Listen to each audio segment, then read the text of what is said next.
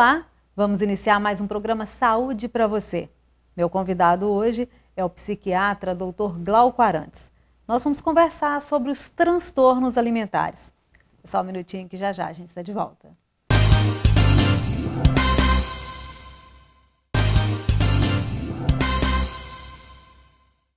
Já estamos de volta com o programa Saúde para você. Agora sim eu vou conversar com o Dr. Glauco sobre transtornos alimentares. Olá, doutor, seja bem-vindo ao nosso programa. Obrigado. Doutor Glauco, fala para a gente primeiro quais os principais transtornos alimentares.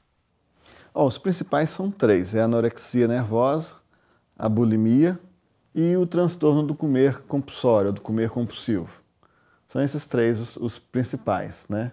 Tanto em frequência quanto em intensidade, gravidade. Qual que é a diferença entre eles, Glauco? Conceitua para a gente cada um.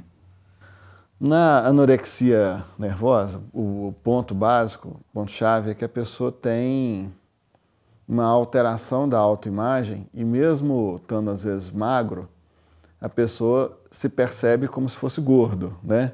Então é como se eu olhasse no espelho eu me enxergasse gordão. E aí eu vou ter então aquela vontade de não comer, porque eu já estou gordo, né? Então para que eu vou comer?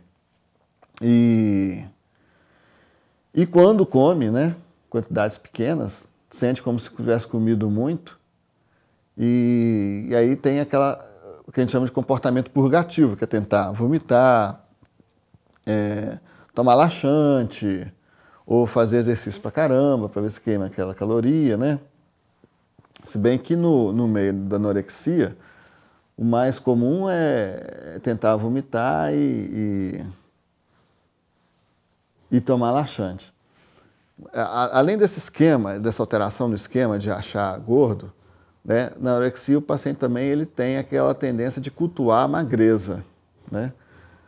Então, outro dia eu estava conversando com uma paciente, ela estava falando que é lindo, né, quando as pontas dos ossos da bacia ficam aparecendo, que acha aquilo maravilhoso, né?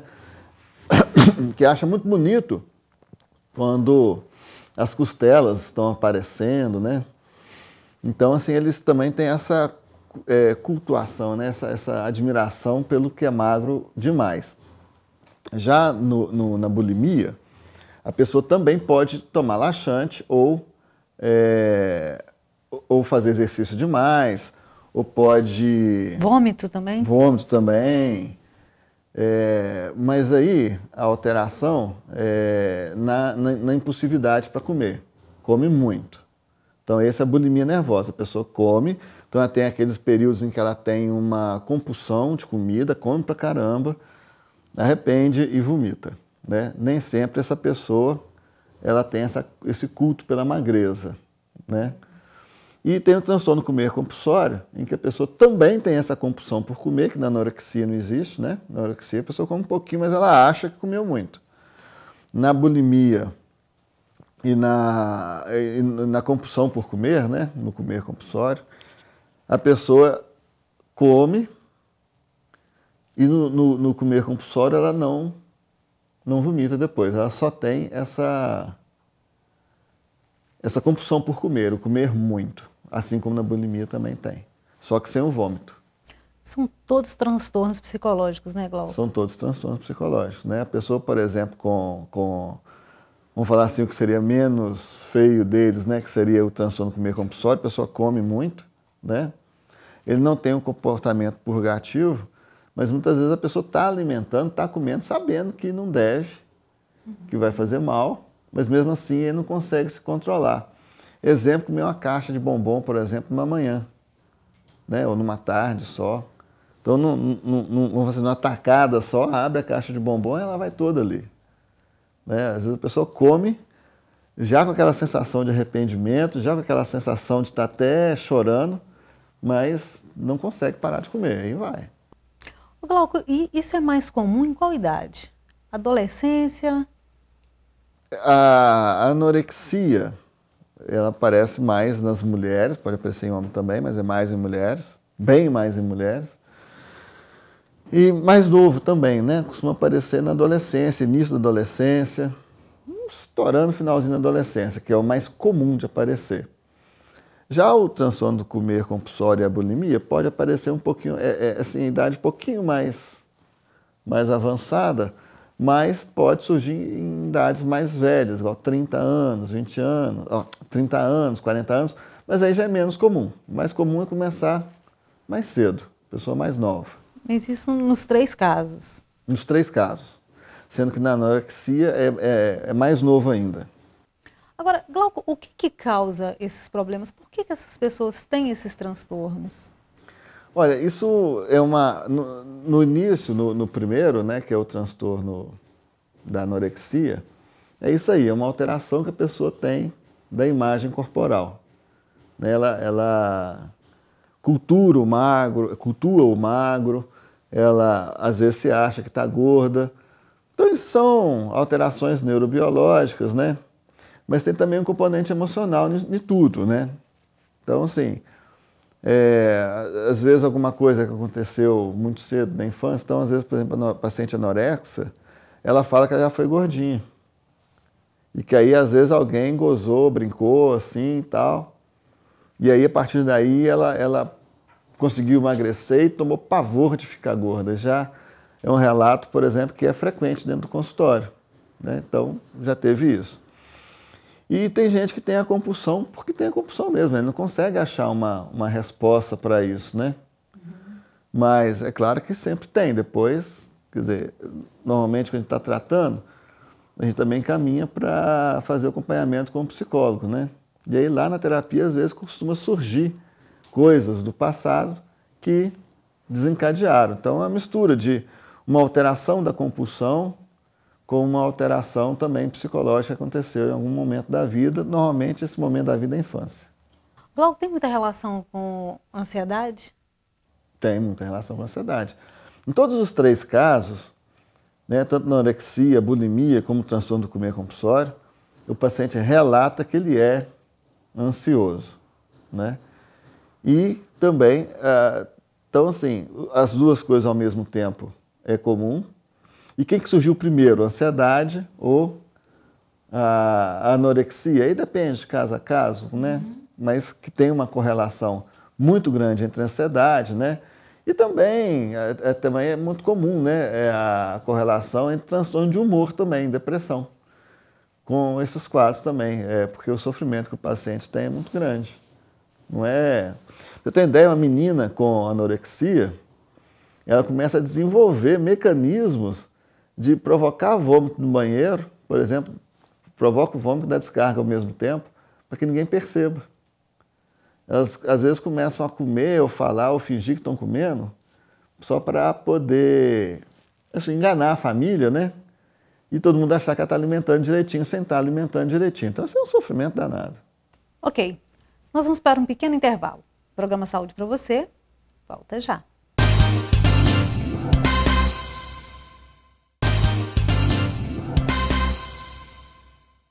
Já estamos de volta com o programa Saúde para você, hoje conversando com o psiquiatra Dr. Glauco Arantes sobre transtornos alimentares.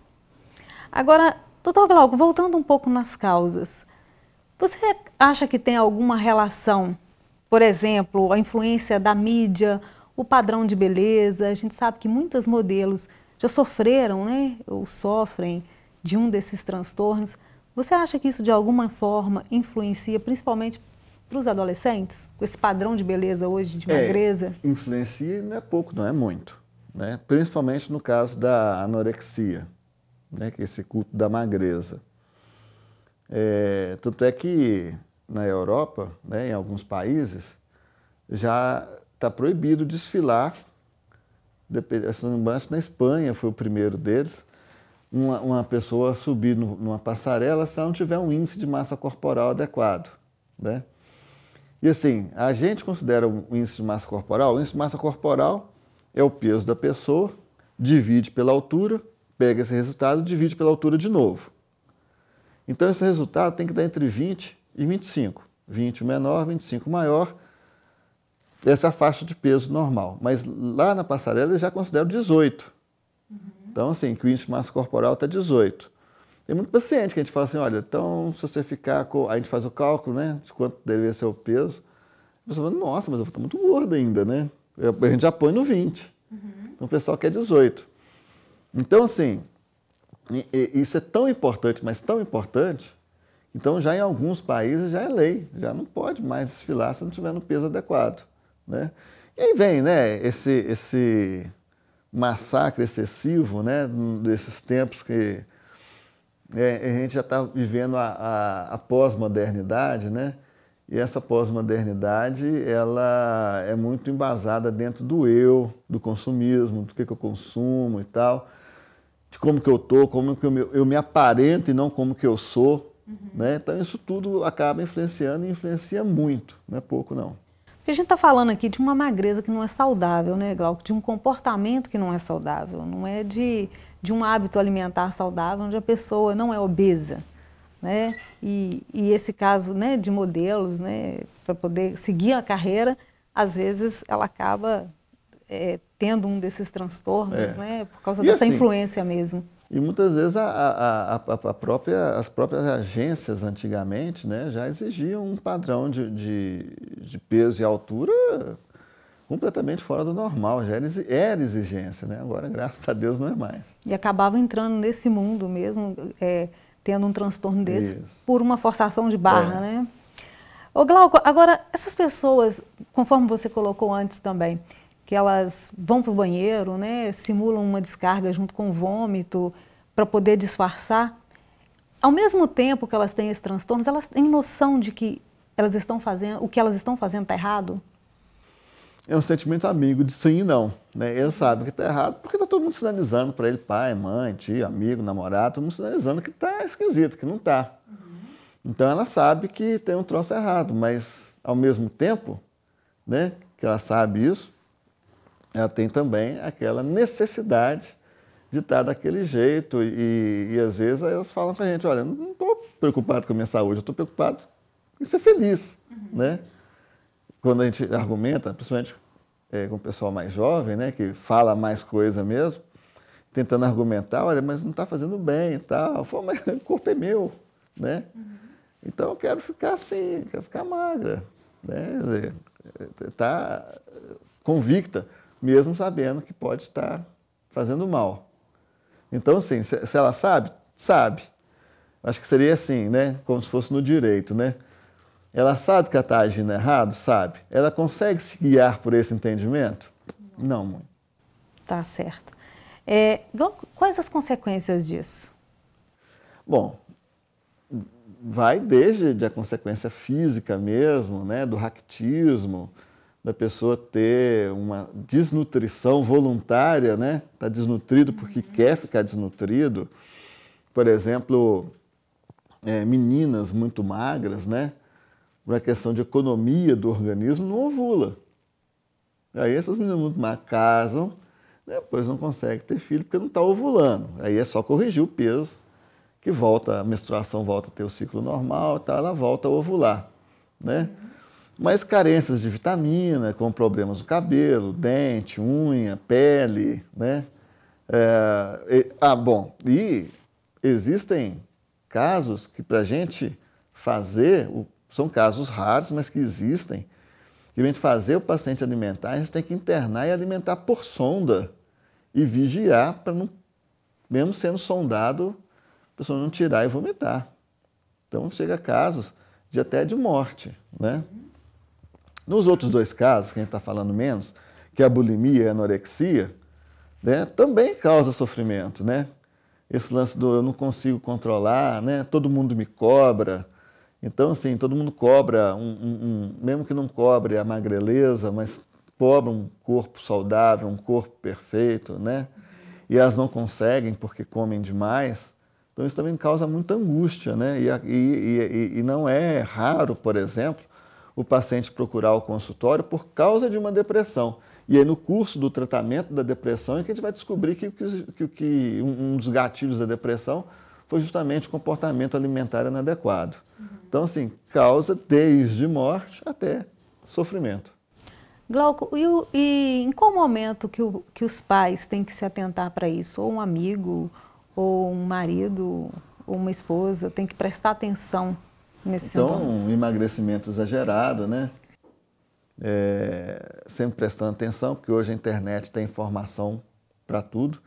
Então tem sites de internet produzido por outras pessoas que também têm um transtorno alimentar, anorexia, ensinando, olha, se alguém desconfiar, você vai agir assim assado, você finge que está comendo. Se te levar no médico, você fala, não, que tá beleza, você até gostaria muito de aumentar o peso. Eu já achei sites falando o roteiro para o paciente falar no médico. Né? Não, você fala que você gostaria muito de aumentar peso, mas que você não está conseguindo, vai te passar uns remédios, você finge que toma. Então, assim, começou a olhar uma perda de peso e assim, sentir, né, que o paciente está feliz com aquela perda de peso exagerada, né, aquela perda de peso, né, normal, perda de peso excessiva e que o paciente está relativamente feliz com isso, a gente já pode começar a ficar atento, né? E a mesma coisa também, quando, às vezes, em idade pequena, né? Porque o transtorno do comer compulsório, eu falei muito da adolescência e tal, mas ele também pode acontecer na criança pequena. Então está comendo muito, está fora do peso, né? A gente vê os coleguinhas, vê a média, está meio fora assim, já tem que começar a ficar atento, porque às vezes está comendo muito. Glauco, e o tratamento, Glauco, para esses transtornos? Olha, tratamento sempre multidisciplinar, com psicólogo, o psiquiatra, e vai, assim, papel fundamental também o nutricionista, né, e de preferência um nutricionista bem treinado, bem, não digo só experiência, mas com bastante leitura nessa área para ele saber como é que vai lidar com isso. Ok, tá aí mais uma dica do programa Saúde para você. Agradeço a participação, Glauco, no nosso programa hoje. Eu que agradeço. Até o próximo programa Saúde para você.